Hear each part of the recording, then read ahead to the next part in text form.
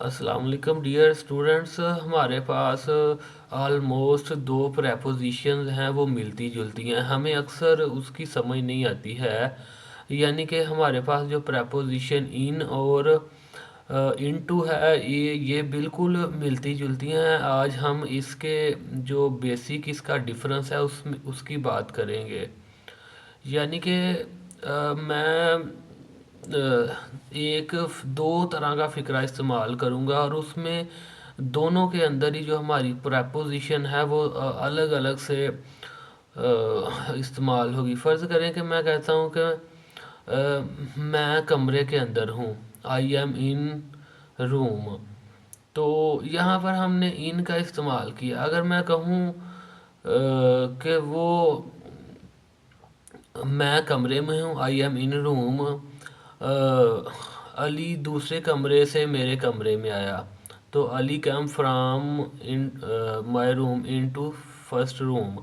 यानी कि ये जो कोई चीज़ बाहर से एंटर होती है तब हम उसको इनटू इनटू इस्तेमाल करते हैं। जैसे आपने एक फेमस वो थर्स्टी क्रो वाली स्टोरी सुनी हुई है, तो उसमें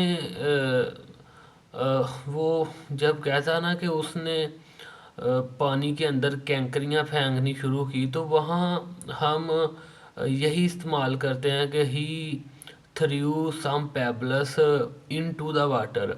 यानी कि जब कोई चीज़ बाहर से अंदर एंटर होगी,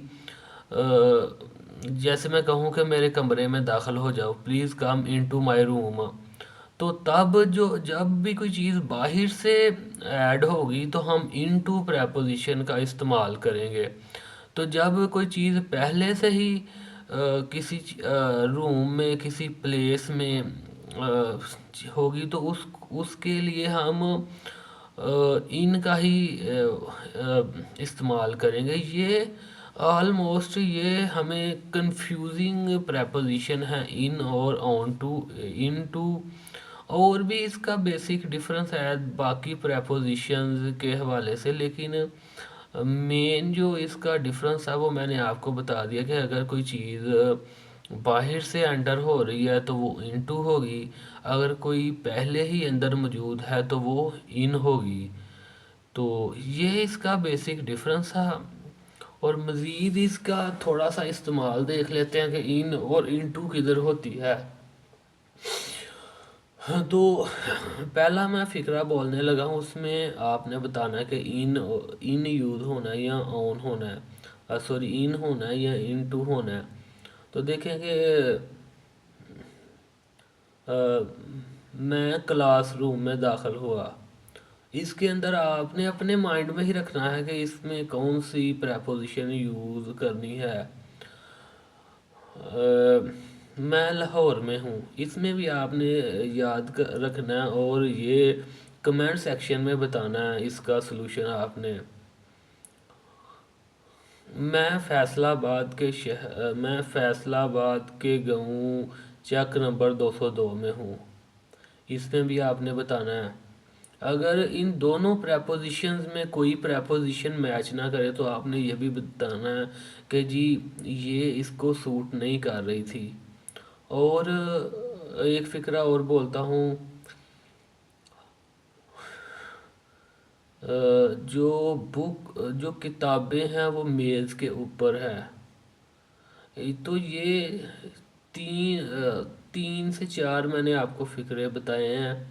आपने इनकी तरफ से गौर फिक्र करनी है और आप ऐसा कीजिएगा, कुछ आपको एक्स्ट्रा वर्क देने लगा हूँ। आपने जो कुछ अपने पास से फ़िक्रे लेने हैं, उनको आपने कॉपी पेंसिल लेके पेज के ऊपर लिख लेने हैं और आपने अपने हिसाब से उसके अंदर प्रेपोजिशंस का इस्तेमाल करना है।